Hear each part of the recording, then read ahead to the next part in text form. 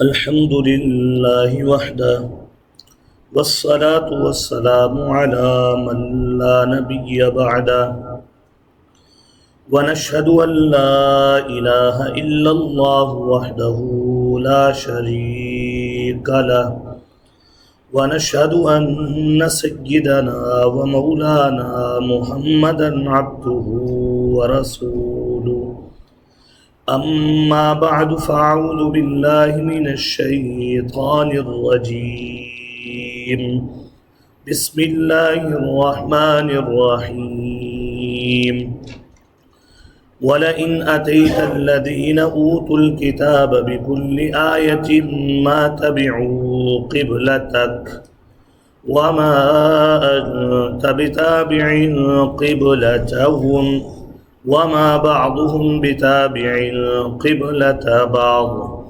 ولئن اتبعت أهواءهم من بعد ما جاءك من العلم إنك إذا لمن الظالمين الذين آتيناهم الكتاب يعرفونه كما يعرفون أبناءهم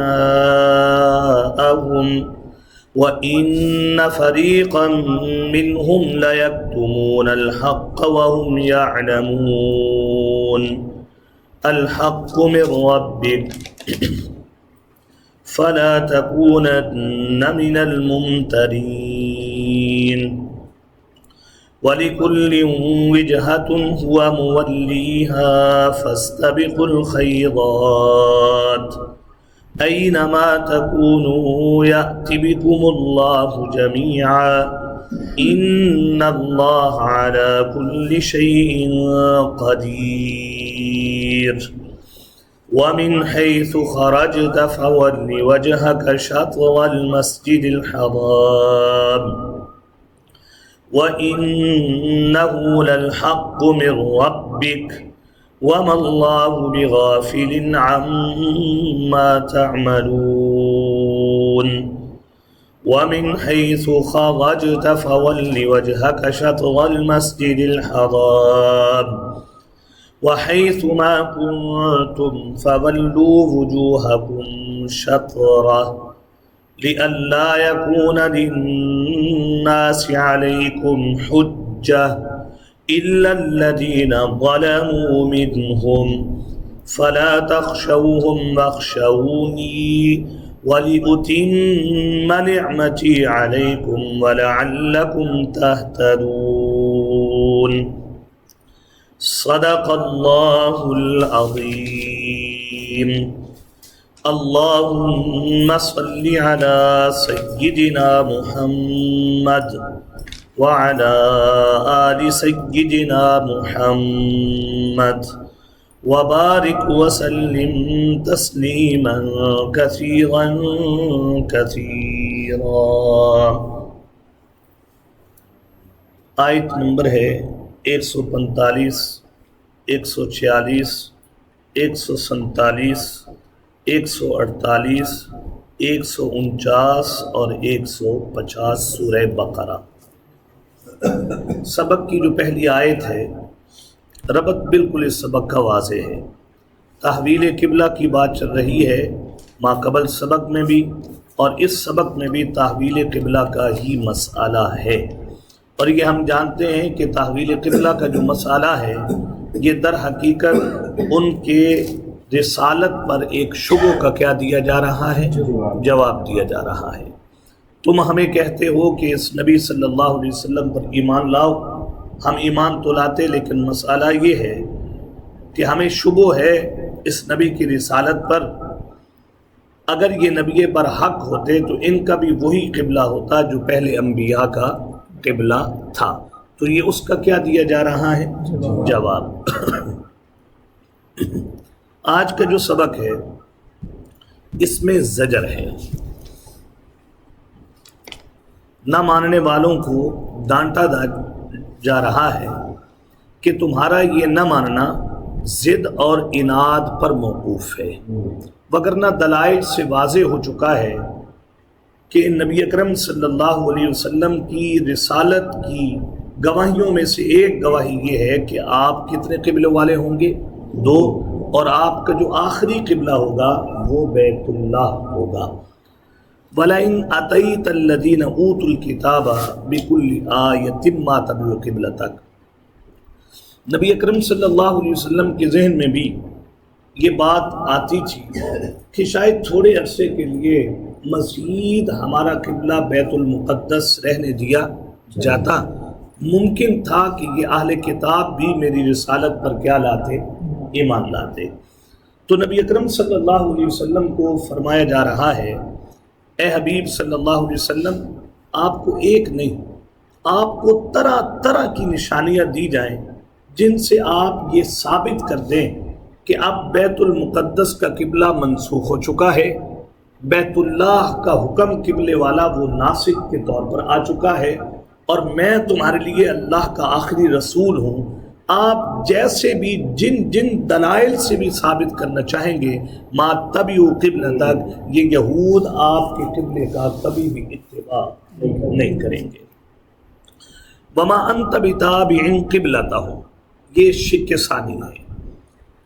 اگر وہ آپ کے قبلے کا اتباع نہیں کریں گے ضد کی وجہ سے، اناد کی وجہ سے، ہٹ درمی کی وجہ سے، تو آپ بھی ان کے قبلے کا اتباع کرنے والے نہیں ہیں۔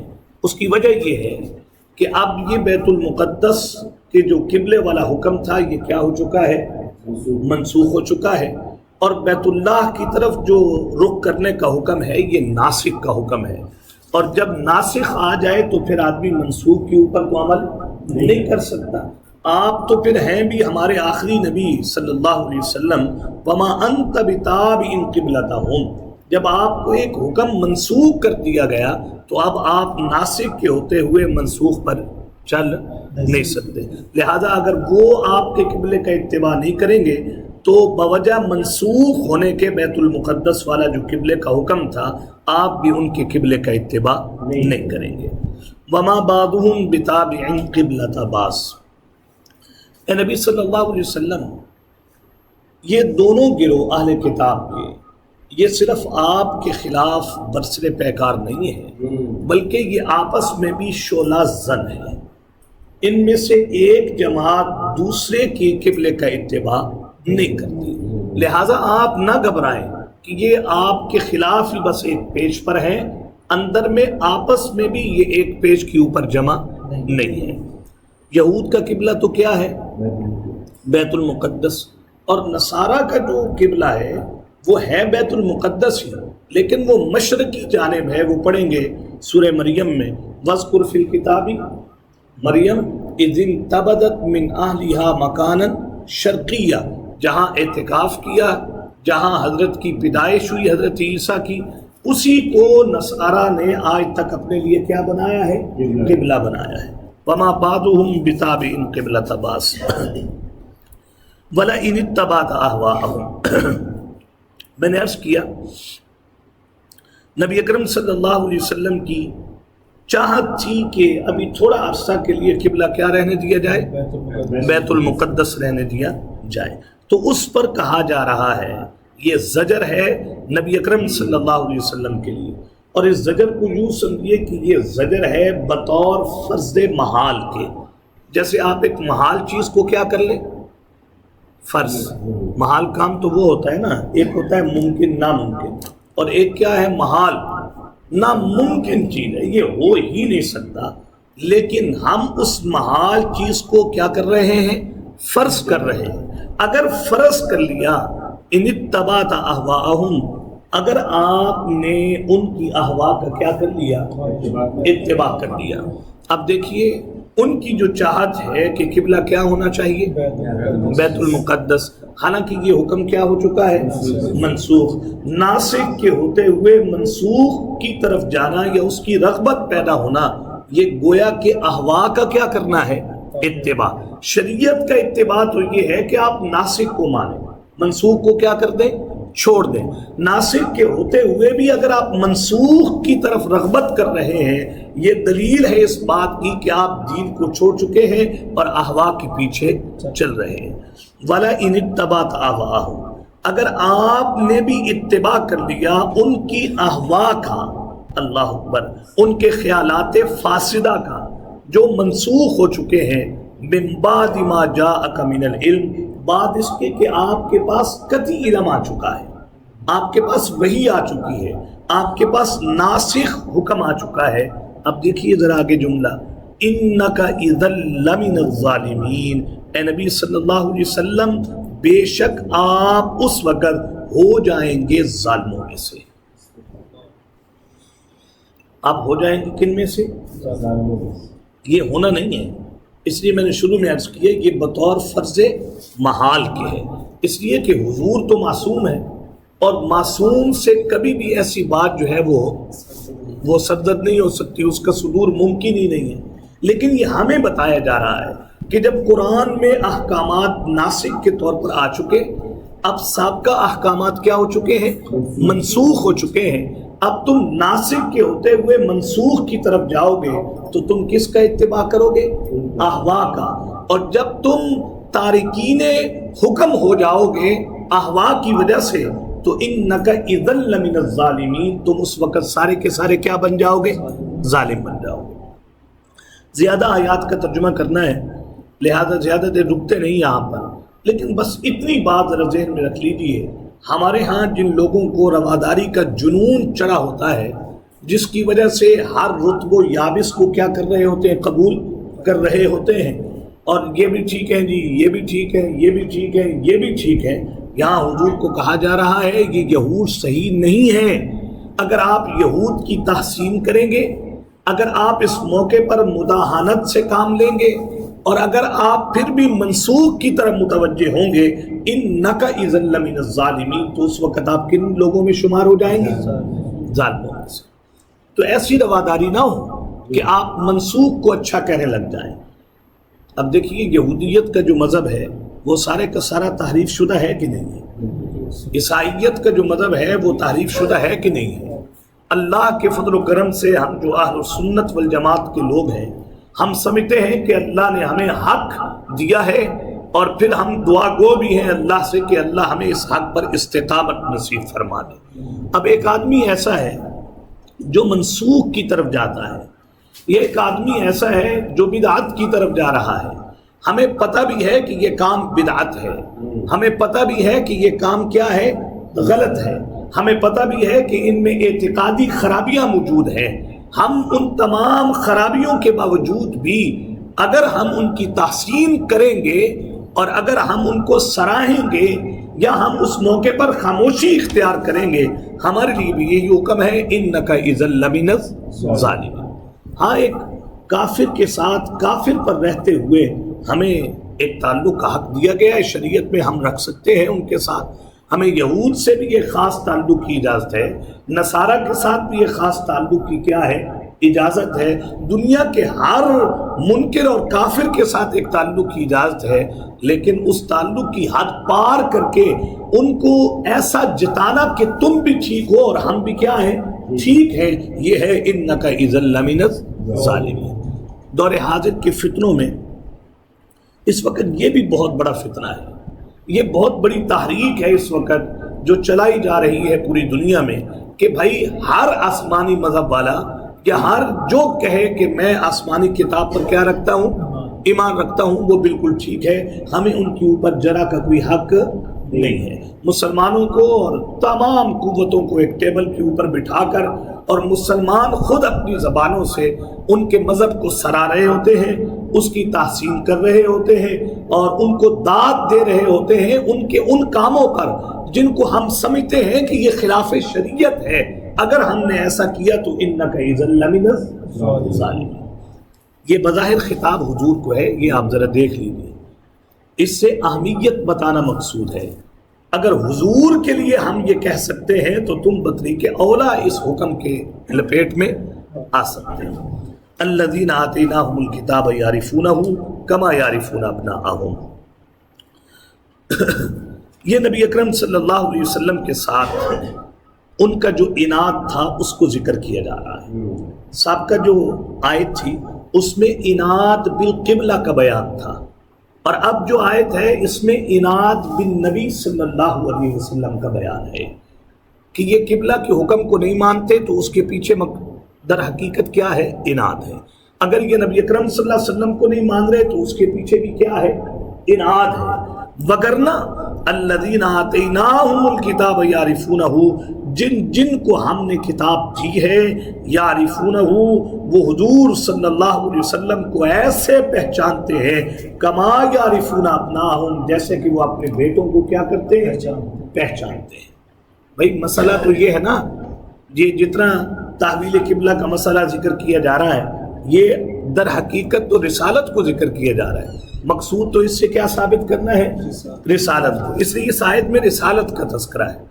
الذین آتیناہم الکتاب، جن کو ہم نے یہ کتاب دی ہے نا، یعرفونہ، وہ حضور کو ایسے پہچانتے ہیں، کما یعرفون ابناءہم، جیسا کہ وہ اپنے بیٹوں کو کیا کرتے ہیں؟ بہت سے لڑکے کھیل رہے ہوں تو ان میں کوئی مشکل نہیں ہوتا اپنے بیٹے کو پہچاننا، آدمی ان میں اپنے بیٹوں کو کیا کر لیتا ہے؟ یہ لوگ پہچانتے ہیں حضور کو ایسے۔ حضور کی جائے ولادت کیا ہے؟ کتابوں میں موجود ہے ان کی۔ حضور کا مقام ہجرت کیا ہے؟ یہ اس کو پہچانتے ہیں۔ حضور صلی اللہ علیہ وسلم کی جو اوصاف ہیں وہ ساری کی ساری ان کی کتابوں میں کیا ہے؟ موجود۔ جیسے آدمی اپنے بیٹے کو پہچاننے میں کوئی غلطی نہیں کر سکتا، ایسے یہ بھی کوئی غلطی نہیں کر رہے حضور کو پہچاننے میں، لیکن ہے کیا؟ وَإِنَّ فَرِيقًا مِّنْهُمْ، ان میں سے ایک گروہ ایسا ہے، لَيَكْتُمُونَ الْحَقَّ، جو حق کو کیا کر رہا ہے؟ چھپا رہا ہے، وَهُمْ يَعْلَمُونَ، حالانکہ وہ جانتا بھی ہے، جان بوجھ کر حق کو کیا کر رہا ہے؟ چھپا رہا ہے۔ آپ کو یہ آیتیں یاد ہو گئی جو شروع میں ہم پڑھ کر آئے تھے، جہاں خطاب عام کے بعد کیا تھا؟ خطاب خاص تھا۔ وہاں یہود کو کہا گیا تھا وَلَا تَلْبِسُوا الْحَقَّ بِالْبَاطِلِ وَتَكْتُمُوا الْحَقَّ وَأَنْتُمْ تَعْلَمُونَ، حق کو باطل سے ملاؤ بھی نہیں اور حق کو چھپاؤ بھی نہیں۔ وہاں پر ہم نے پڑھ بھی لیا تھا کہ کتمان حق بہت بڑا جرم ہے، یہود کریں تو ان کے لیے بھی کیا ہے؟ جرم ہے، اور اگر ہم کتمان حق کریں تو ہمارے لیے بھی یہ بہت بڑا کیا ہے؟ جرم ہے، قابل مذمت عمل ہے۔ اس لیے اللہ حق گوئی کی توفیق عنایت فرما دے۔ حق گوئی مشکل بہت ہے، لیکن حق گوئی کرنے کے بعد جو قلب کے اندر اطمینان پیدا ہوتا ہے، دنیا کی کوئی چیز انسان کو وہ اطمینان نصیب نہیں کر سکتی، چاہے اس حق گوئی پر تکلیف ہی کیوں نہ ہو انسان، لیکن اطمینان جو دل میں آیا ہوتا ہے، سبحان اللہ، وہ اطمینان کی کیفیت اس ہر تکلیف کو کیا کر دیتی ہے؟ ترک کر دیتی ہے، ختم کر دیتی ہے۔ الحق من ربک،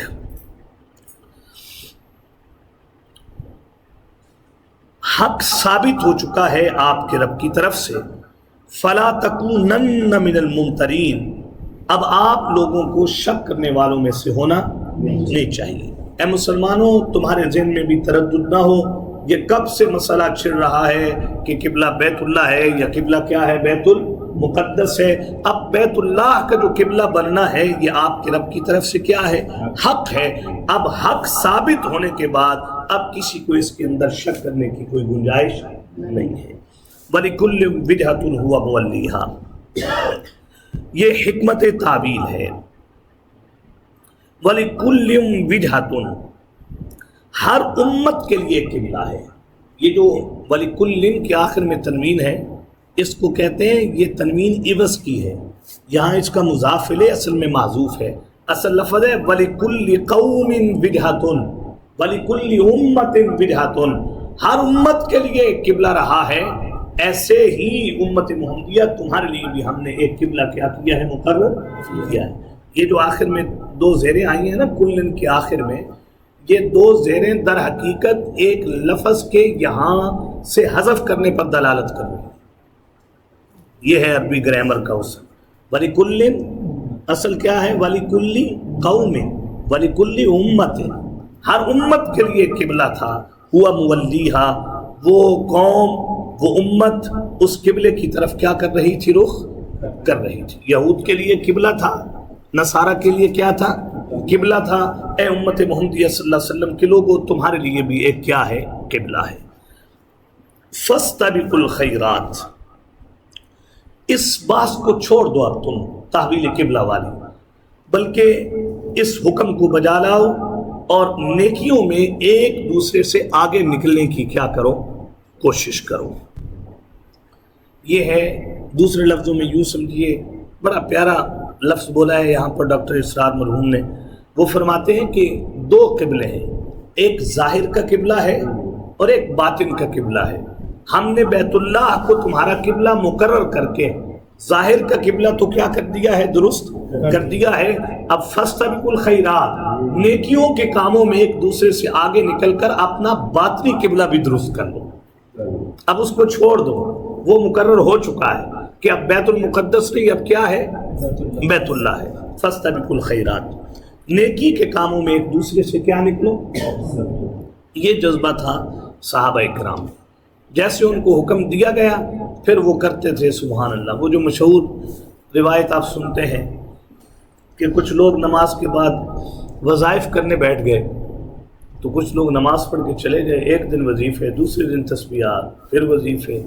وہ جو جانے والے تھے انہوں نے کہا یار ہم نماز پڑھ کے چلے جاتے ہیں، یہ کوئی اضافی وظیفوں میں لگے ہوں، پتہ نہیں یہ کیا کام کرتے ہیں۔ وہ بار کہیں ٹو میں لگے، انہیں پتہ چل گیا کہ یہ اصل در حقیقت صحابہ کی غربا کی جماعت ہے۔ انہوں نے حضور صلی اللہ علیہ وسلم کو کہا تھا کہ ہمارے پاس اتنا مال تو نہیں ہے کہ ہم خرچ کر کے ان جیسی نیکیوں کے مقام کو کیا کر سکیں، پہنچ سکیں، حاصل کر سکیں، لہذا ہمیں کوئی وظیفہ بتائیں، ہم وہ پڑھتے رہیں، یہ خرچ کرتے رہیں، ہم ان کے برابر ہوں، آگے نہیں بھی نکل سکتے تو کم از کم ان کے برابر۔ اب ان کو بھی وہ وظیفہ کیا ہو گیا، پتہ چل گیا۔ اب جناب سارے ادھر بیٹھ کے وظیفہ کر رہے ہیں۔ اب وہ جو غربات ہیں انہیں کیا ہونے لگی، مزید ٹینشن ہونے لگی کہ یہ پیسہ بھی خرچ کر رہے ہیں اور وہ وظیفے بھی کیا کیے جا رہے ہیں، یہ پڑھے جا رہے ہیں، تو ہم سے کیا نکل جائیں گے آگے۔ پھر گئے جناب اس کے علاوہ کوئی بڑا وظیفہ بتا دے اس سے، یعنی حضور علیہ السلام نے فرمایا یہ قسمت ہے، اللہ جسے کیا کر دے نصیب فرما دے۔ یہ ہے فاستبقوا الخیرات کہ نیکی کے کاموں میں ایک دوسرے سے کیا نکلو۔ حضور صلی اللہ علیہ وسلم نے فرمایا آدمی آئے گا جنتی ہوگا، جسے دیکھنا ہوگا ابھی جنتی کو دیکھ لینا۔ تو حضرت عبداللہ ابن عمر کہتے ہیں میرے اندر بڑا ایک تجسس پیدا ہوا کہ یار عجیب آدمی ہے، اسے حضور نے کیا فرما دیا ہے، جنتی کہہ دیا ہے۔ تو وہ جب واپس جانے لگے تو ان کے آگے آئے اور کہنے لگے کہ میں آپ کا مہمان بننا چاہتا ہوں، آپ کے ہاں ٹھہرنا چاہتا ہوں۔ انہوں نے کہا بالکل آپ آئیے ٹھہرے۔ دیکھتے رہے کہ یہ کوئی نفل زیادہ پڑتا ہے تو میں بھی نفل کیا کر دوں، زیادہ کر دوں۔ اگر یہ کوئی نیکی کا کام کرتا ہے بظاہر گھر میں جا کر چھپ کر، تو ہم وہ کرتے ہیں تاکہ ہمیں بھی یہ بشارت دنیا میں کیا ہو جائے، مل جائے۔ ایک آدھا دن گزارنے کے بعد دیکھا کہ کوئی خاص وجہ نہیں معلوم ہوئی، پھر اس سے پوچھا کہ یار اصل میں تیرے پاس مہمان بن کر اس لیے آیا کہ مجھے وہ وجہ پتہ چلے جس کی بنا پر حضور نے تمہیں جنت ہی کہا ہے۔ تو اس نے کہا کہ عمل تو بظاہر اور کوئی اور نہیں کرتا، جیسے تم نماز پڑھتے ہو اتنی ہی کیا کرتا ہوں، نماز پڑھتا ہوں، جیسے تم روزے رکھتے ہو اتنے ہی میں بھی روزے رکھتا ہوں۔ لیکن ایک مسئلہ ہے کہ میں جب رات کو سوتا ہوں نا، تو جس نے مجھے تکلیف بھی دی ہو، دکھ بھی دیا ہو، پریشان بھی کیا ہو، کچھ بھی کیا ہو، میں اللہ کے لیے اپنے سینے کو صاف کر کے ان کو معاف کر کے سوتا ہوں۔ اس بنا پر حضور نے مجھے کہا کہ جنتی دیکھنا ہے تو اسے دیکھ لو۔ تو اب کہہ دیا کہ جنتی، تو صحابہ ٹو میں لگ گئے کہ کس کی بنا پر اسے کیا کہا جا رہا ہے، جنت۔ فاستبقوا الخیرات، نیکی کے کاموں میں ایک دوسرے سے کیا نکلو، آگے نکلو۔ اور ہمارے اندر تو ایک بات پیدا ہو جائے کسی کے بارے میں، اب شیطان اس بات کو اتنا پالتا رہتا ہے، اتنا پالتا رہتا ہے، اتنا پالتا ہے کہ مرتے دم تک اس انسان کی نفرت پھر ہمارے ذہن سے نہیں جاتی۔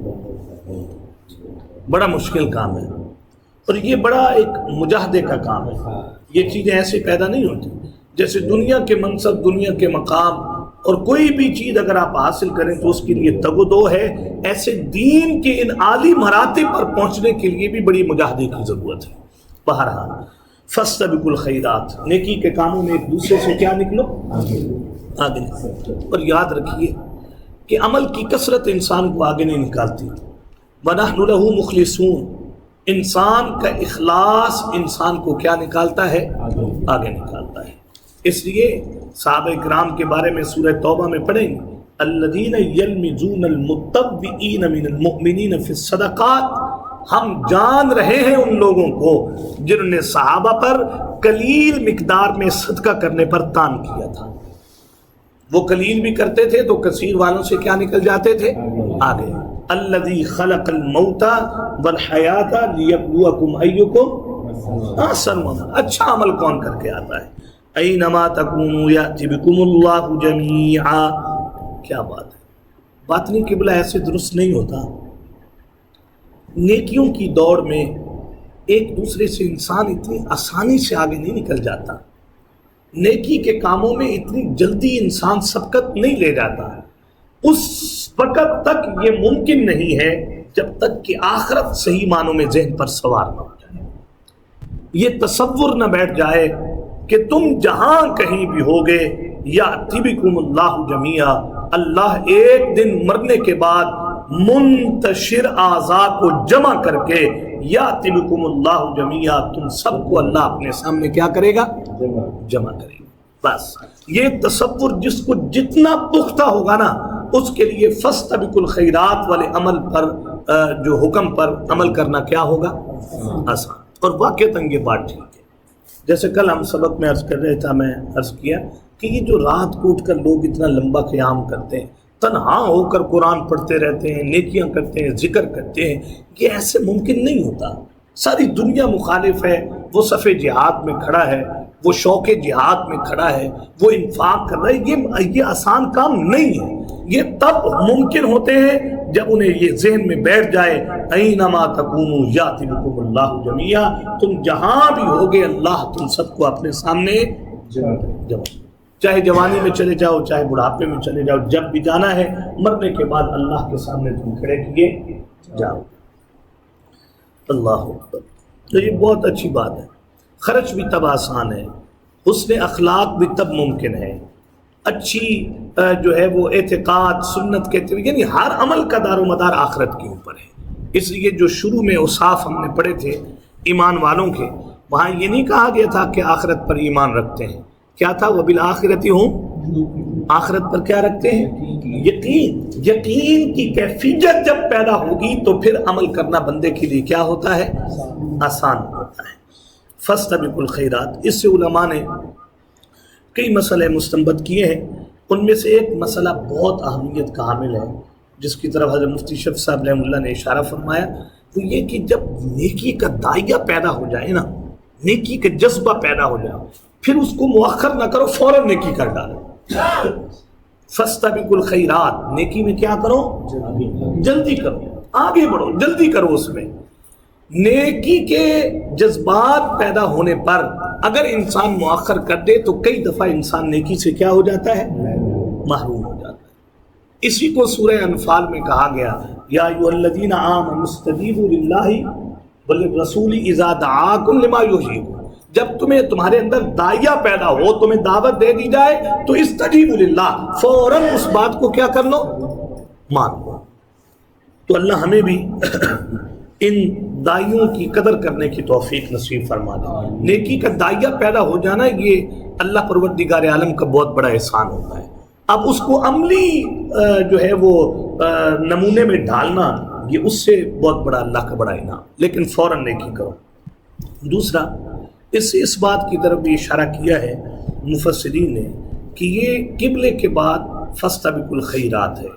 اس سے اشارہ ہے کہ نماز کے حکم میں جلدی کرو. بھئی قبلے کا حکم کس لیے دیا؟ نماز کی حالت میں منہ کرنا ہے نا اس کی طرف. اب جب قبلہ تمہارے لیے متعین ہو گیا کہ بیت اللہ تمہارا کیا ہے، اب ہمیشہ کے لیے قبلہ ہے، نہ منسوخ ہونے والا حکم اب مقرر ہو گیا اب تمہارے لیے. لیکن اب جب وہ حکم مقرر ہو گیا ہے تو فاستبقوا الخیرات، یعنی نماز والے عمل میں تم کیا کرو؟ جلدی کرو. لیکن یہاں سمجھ لینا چاہیے کہ جن نمازوں میں حضور نے جلدی کی ہے وہاں پر جلدی کرنا فاستبقوا الخیرات ہے، اور جن کو حضور نے ٹھنڈا کر کے کیا ہے، مؤخر کر کے پڑھا ہے، وہاں مؤخر کر کے پڑھنا فاستبقوا الخیرات ہے. جیسے عشاء کو حضور پسند کرتے تھے کہ اس کو کیا کر کے پڑھا جائے؟ مؤخر کر کے پڑھا جائے. اس طرح گرمیوں میں حضور صلی اللہ علیہ وسلم جو ظہر کی نماز ہے اس کے بارے میں حضور کیا فرماتے تھے کہ اسے کیا کر کے پڑھا جائے؟ حضرت بلال چاہتے تھے کہ فوراً اذان دی جائے. حضور صلی اللہ علیہ وسلم نے فرمایا نہیں ابو بلال، گرمیوں کے دن ہے، اس میں ظہر کو کیا کر کے پڑھو؟ ٹھنڈا کر. فاستبقوا الخیرات، نیکی کے کاموں میں ایک دوسرے سے آگے نکلو. لیکن بالخصوص جو خواتین گھروں میں ہیں، آج کل مساجد میں نہیں جاتی، تو وہاں یہی حکم ہے فاستبقوا الخیرات. بس نماز پڑھنے میں کیا کرو؟ جلدی. یہ آپ کا بھی تجربہ ہے، میرا بھی تجربہ ہے. سنت وطر بے شک وہ مؤخر کر دیں، یا کوئی کہیں سفر پر ہوں نماز مؤخر کر دیں، تو یقین مانیے کہ بعد میں پڑھنا بہت کیا ہو جاتا ہے؟ مشکل.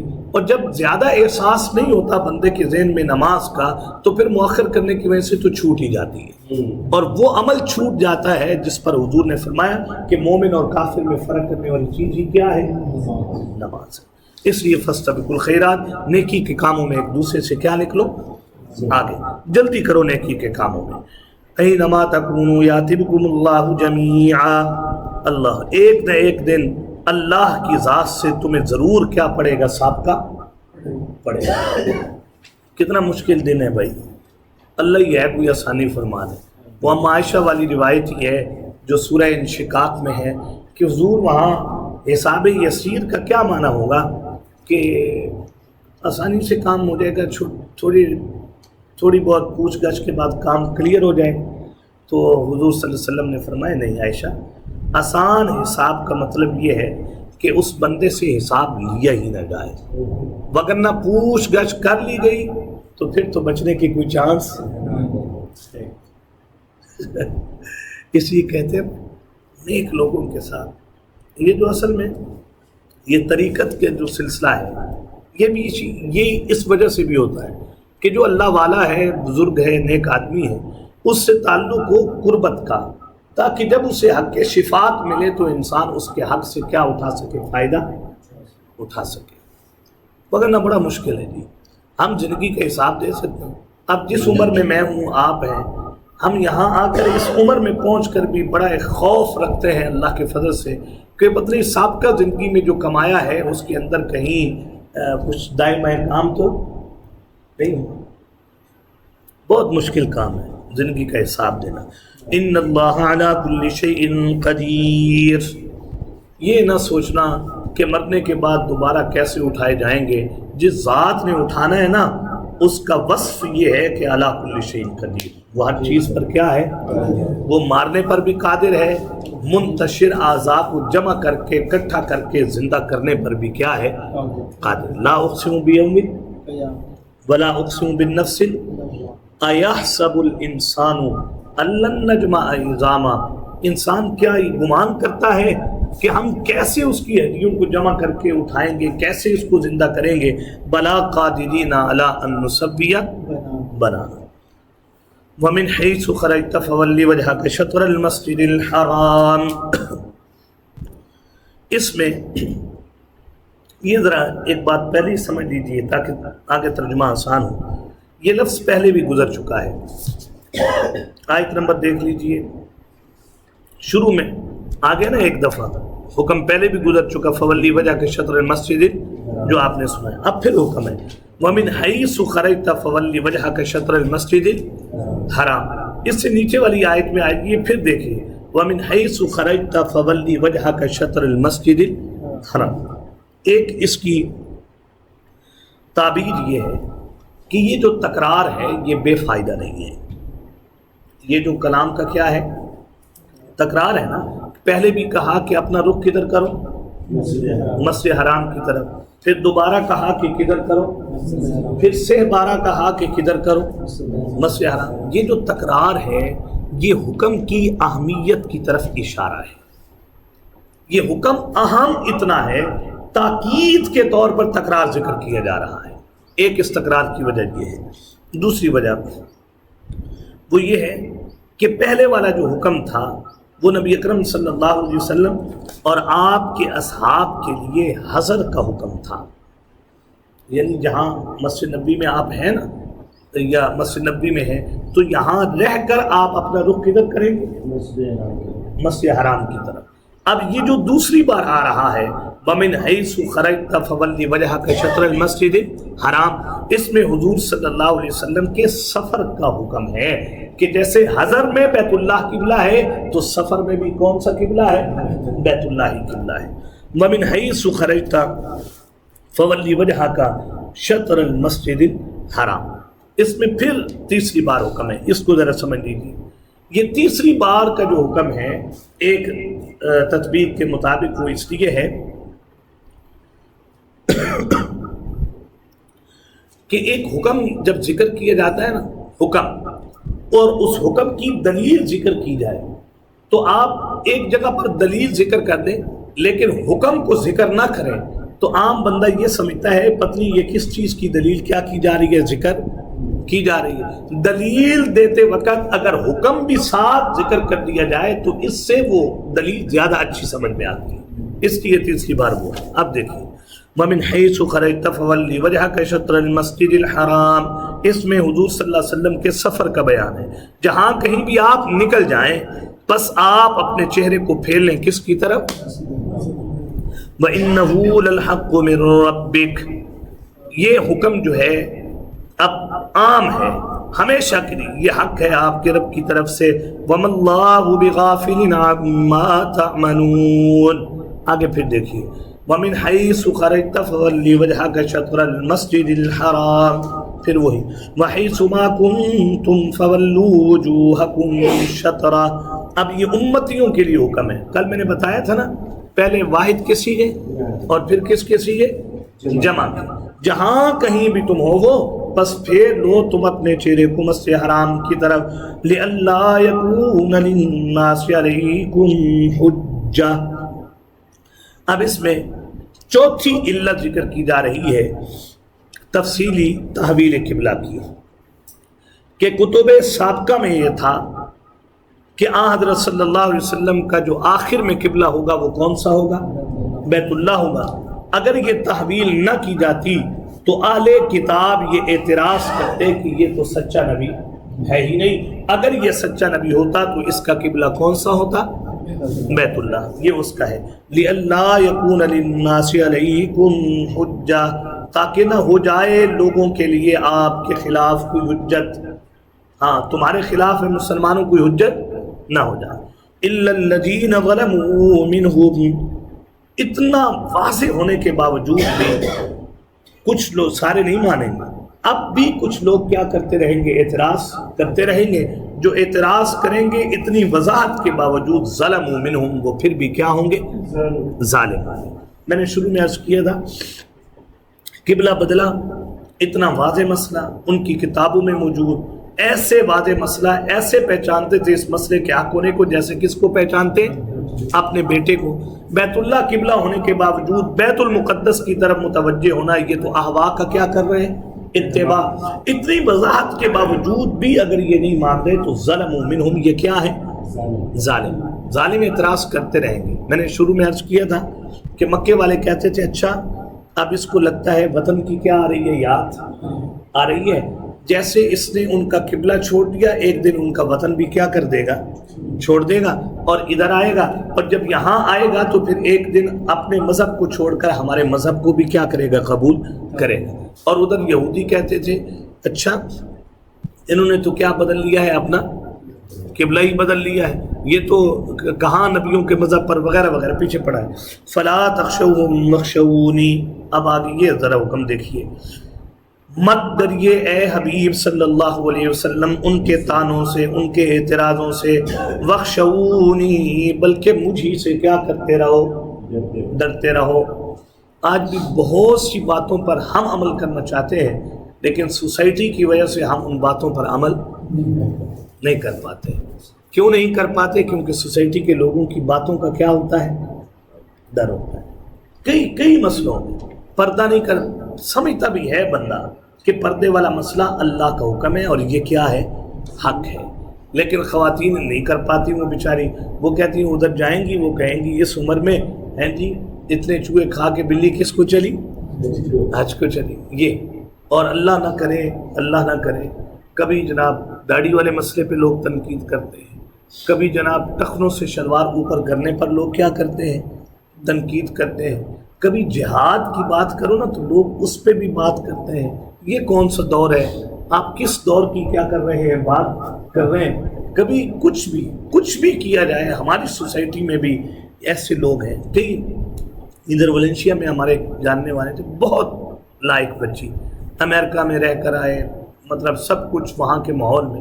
اس بچی نے نا شرعی پردہ شروع کر دیا ٹھیک ٹھاک، اور حضرت کے مطلب بڑے قریبی لوگوں میں سے، یہ تو مجھے نہیں پتا کہ ان کا کتنا تعلق ہے، لیکن بہت قریبی لوگوں میں سے وہ بھی ہیں. تو ان کی بیٹی نے پردہ کر لیا، وہ پڑھتی تھی مجھ سے وہ دراسات کا. تو ایک دن وہ بچی کہنے لگی کہ استاد جی، اس کی بھابھی بھی ساتھ تھی کہ دعا کریں اس کے لیے کوئی رشتہ آ جائے. رشتے آتے ہیں، لیکن یہ بچی چونکہ شرعی پردہ کرتی ہے، جب وہ لوگ شرعی پردے کی بات سنتے ہیں تو پھر رشتے سے کیا کر دیتے ہیں؟ فلا تخشوہم واخشونی. جب دین کی باتوں پر تمہیں طعنوں کا سامنا کرنا پڑے اور اعتراضات کا سامنا کرنا پڑے تو لوگوں کی باتوں سے نہ ڈرو. واخشونی، تعمیل حکم نہ کرنے میں مجھ ہی سے کیا کرتے رہو؟ ڈرتے رہو. ولی اتم نعمتی علیکم، اصل میں یہ چاہتا ہوں کہ تم پر اپنی جو ہدایت والی نعمت ہے اس کو کیا کر دوں؟ پورا کر دوں. میں تمہیں ہدایت دینا چاہتا ہوں نا. اب ہدایت تب ہی پوری ہوگی کہ جب تم قبلے کو، بیت اللہ کو اپنا کیا بنا لو؟ قبلہ بنا لو. اس لیے بیت اللہ کو قبلہ بنا کر میں تمہارے اوپر اپنی نعمت کو کیا کرنا چاہتا ہوں؟ پورا کرنا چاہتا ہوں. ساری دنیاوی نعمتیں بھی، روحانی نعمتیں بھی، ہر طرح کی نعمتیں. وَلَعَلَّكُمْ تَهْتَدُونَ. اللہ اکبر. یہ جو لعلہ ہے نا، یہ کئے کے معنی میں ہے. لعلہ کس کے معنی میں؟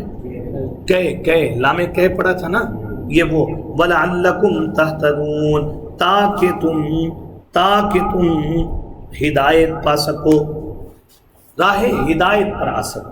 اس لیے تمہیں ہدایت دینے کے لیے اور تم پر اپنی نعمتیں پوری کرنے کے لیے میں نے تمہیں حکم دیا ہے کہ تم بیت اللہ کو اپنا قبلہ بناؤ. اب اس کے بارے میں اگر تمہیں مطائن کا اور اگر تمہیں طعنوں کا، اعتراضات کا سامنا کرنا پڑتا ہے تو تم لوگوں سے نہ ڈرو بلکہ مجھ ہی سے کیا کرتے رہو؟ ڈرتے رہو. یہ اختصار کے ساتھ سبق تھا. زندگی رہی انشاءاللہ تعالی چھٹے پارے میں سورہ مائدہ میں پڑھیں گے. یہ ایمان والوں کی علامت ہے. وَلَا يَخَافُونَ لَوْمَةَ لَائِمٍ، وہ کسی ملامت گر کی ملامت کا خوف نہیں رکھتے. یہ ہیں تمہاری دوستیوں کے لائق لوگ. یہ ہیں وہ جن کی صحبت تم نے اختیار کرنی ہے کہ جنہیں یہ خوبی پروردگار عالم دے دے کہ وہ کبھی بھی کسی ملامت گر کی ملامت سے نہ ڈرے. اور یہ بہت مشکل کام ہے. میں اپنے لیے کہتا ہوں اس قدر ایک مسجد کے ساتھ وابستہ ہونے کے باوجود، ایک درس و تدریس کے سسٹم میں ہونے کے باوجود بھی سوسائٹی میں بسا اوقات ایسی باتیں آ جاتی ہیں کہ انسان ان باتوں کے سامنے بظاہر کیا ہو جاتا ہے؟ بے بس. یہ جو فوتگیوں پہ ہو رہا ہے یہ سنت ہے. یہ جو شادیوں پہ ہو رہا ہے یہ سنت ہے. کر کے دکھائیں نا ایک شادی سنت کے مطابق اپنے گھر میں، آپ کو پتہ چل جائے، پھر آپ کو یہ آیت سمجھ میں آئے گی. فلا تخشوہم واخشونی، ان سے نہ ڈرو جو برادری کے لوگ باتیں. اچھا جی، انہوں نے اپنا وہ پیسوں سے بچنے کے لیے نا انہوں نے اب دین کا لبادہ اوڑھ لیا ہے نا کہ وہ خرچہ نہیں کرنا پڑے گا. یہ مہندی اس لیے نہیں کر رہے، یہ نا انہوں نے برات کا اس لیے نہیں رکھا جی. ادھر اپنی بچت کر رہے ہیں اور ادھر جناب نام کس کا دے رہے ہیں؟ دین کا دے رہے ہیں. یہ ساری باتیں کیا آئیں گی؟ سامنے آئیں گی. فوتگی ہو جائے نا، تیسرے دن کا وہ جو کھانا کرتے ہیں اور وہ جو سارے کام کرتے ہیں، حالانکہ اس کی تو شریعت میں بالکل اجازت نہیں، لیکن کرنا پڑتا ہے نا. میں بھی کرتا ہوں، آپ بھی کرتے ہیں، سارے لوگ کرتے ہیں. یہ کیوں کرتے ہیں؟ اس لیے ہم کرنے پر مجبور ہوتے ہیں کہ برادری کی باتیں سہنے کی ہم میں طاقت نہیں ہوتی. فلا تخشوہم واخشونی، ان سے مت ڈرو بلکہ مجھ ہی سے کیا کرتے رہو؟ ڈرتے رہو. اللہ عمل کی توفیق عنایت فرما دے. ترجمہ دیکھیے. وَلَئِنْ أَتَيْتَ الَّذِينَ، واو کا معنی لَئِن، البتہ اگر أَتَيْتَ الَّذِينَ لے آئیں آپ، الذین ہاں ان لوگوں کے پاس اوت الکتاب جن کو کیا دی گئی ہے؟ کتاب. بکل آیت، ہر قسم کی نشانی اگر آپ ان کے پاس لے کر آئیں، بکل آیت، ہر قسم کی نشانی دلیل، ما تبعوا قبلتک، وہ نہیں اتباع کریں گے آپ کے قبلے کی، وما انت بتابعین، واو کا معنی اور ما کا معنی نہیں ہے، انت آپ، بتابعین اتباع کرنے والے، قبلتا ہم، دیکھیں کتنی آواز آئی ہے، وما بعضهم، اور نہیں ہے ان کے بعض، بتابعین اتباع کرنے والے، قبلۃ بعض، بعض کے قبلے کی۔ آپ بولیں گے تو اس سے بھی واضح ہوگا ریکارڈنگ سننے والوں کو بھی کہ آج کل یہ بھی رواج ہے کہ لوگ اکیلے بیٹھ کر یہ ریکارڈنگ کر دیتے۔ اچھا، ولا ان اتبعت، واو کا معنی اور لام الان، اگر اتبعت آپ نے اتباع کر لیا، اہواءہم ان کے خواہشات کا، من بعد اس کے کہ ما جاءک آ چکا ہے آپ کے پاس، من العلم علم، انک اذا لمن الظالمین، بے شک آپ ہو جائیں گے اس وقت ظالموں میں سے۔ کتنا سخت حکم ہے، الذین آتیناہم الکتاب، جن کو ہم نے دی ہے کتاب، یعرفونہ، وہ پہچانتے ہیں اس قبلے کو، وہ پہچانتے ہیں اس نبی کو، وہ پہچانتے ہیں اس قرآن کو، کما یعرفون ابناءہم، جیسا کہ وہ پہچانتے ہیں اپنے بیٹوں کو، وَإِنَّ فَرِيقًا مِّنْهُمْ، اور بے شک ایک فریق ان میں سے، لَيَكْتُمُونَ الْحَقَّ، البتہ حق کو چھپاتا ہے، وَهُمْ يَعْلَمُونَ، حالانکہ وہ جانتے بھی ہیں، حالانکہ وہ جانتے بھی ہیں۔ یہ جو بندہ آواز سے بولتا ہے نا، ایک تو اس کا فائدہ یہ کہ بندے کو یاد آتی ہے چیز، خود بخود پختہ ہوتا ہے، اور ایک اس کا فائدہ ان ساتھیوں کے لیے بھی ہوتا ہے جو بیچارے بول نہیں پاتے، بولنے والے ان کی بھی حمایت کر رہے ہوتے ہیں کہ گویا کہ ان کی طرف سے بھی کیا آ رہی ہے، آواز آ رہی ہے۔ چھوٹے ہوتے تھے حفظ پڑھتے تھے، قاری صاحب جب اوپر کھڑے ہو کے چکر لگاتے تھے تو کئی تو پڑھتے تھے اور کئی ہم بس ایسے ہی، یعنی وہ سٹائل بنا رہے ہوتے، بہت زور لگ رہا ہے اسٹائل، بہت زور لگ رہا ہے، یعنی اب وہ باقیوں کی اونچا پڑھنے سے وہ ہلنے والوں کا بھی کیا ہوتا تھا، کام ہو جاتا۔ اچھا، کما یعرفون ابناءہم، جیسا کہ وہ پہچانتے ہیں اپنے قاری صاحب کے چکر پر کبھی قاری صاحب یہ کہتے ہیں جو اونچا پڑھ رہے بالکل خاموش ہو جاؤ، تو جب وہ خاموش ہو جائے تو کہیں بس ایسے ہی لگے لفظ پڑھتے نہیں اور بولے جا رہے ہیں۔ وَإِنَّ فَرِيقًا مِّنْهُمْ، ایک فریق ان میں سے، لَيَكْتُمُونَ الْحَقَّ، حق کو چھپا رہا، وَهُمْ يَعْلَمُونَ، حالانکہ وہ جانتا بھی، الْحَقُّ مِنْ رَبِّكَ، یہ حق ہے آپ کے رب کی طرف سے، یہ ثابت ہو چکا ہے، فَلَا تَكُونَنَّ، نہ ہو جائیے من الممترین، شک کرنے والوں میں سے، وَلِكُلٍّ وِجْهَةٌ، ہر امت کے لیے ایک قبلہ رہا ہے، وَمُوَلِّيهَا، وہ قوم اس کی طرف پھرتی رہی ہے، فَاسْتَبِقُوا الْخَيْرَاتِ،